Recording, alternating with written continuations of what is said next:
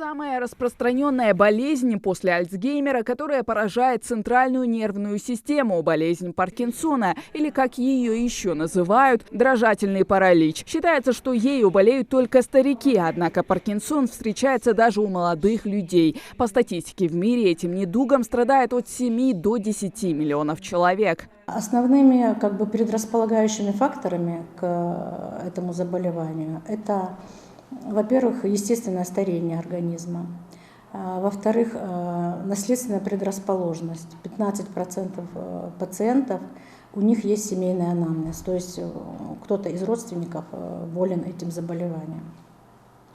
Генетическая мутация может спровоцировать заболевание. Нейроинфекции, перенесенные арахноидиты, менингиты, травмы головного мозга. Есть несколько стадий болезни Паркинсона. Тремор в руках при волнении, приступы спонтанной усталости и нарушения сна. Это первые признаки дрожательного паралича. Если своевременно не заняться лечением, то болезнь грозит серьезными последствиями. Симптомы болезни Паркинсона неуклонно нарастают. Каждый четвертый пациент становится инвалидом или погибает в течение 5 лет после того, как ему поставят диагноз. Более 80% больных, перешедших порог 15 лет, имеют тяжелые расстройства и не способны даже самостоятельно передвигаться.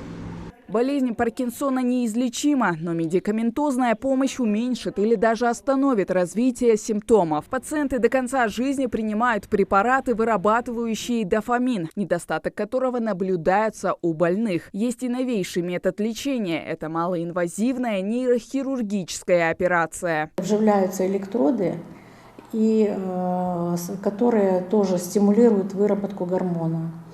Но это лечение, в нашей республике, во всяком случае, единицы пациентов, которые прошли этот курс лечения, и не у всех был положительный результат.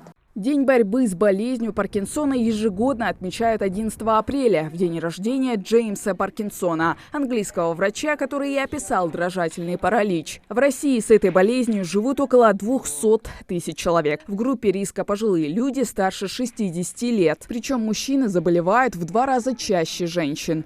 Профилактика заключается в том, чтобы исключить эти факторы риска, если это возможно. Длительный прием нейролептиков может спровоцировать, то есть за этим нужно следить.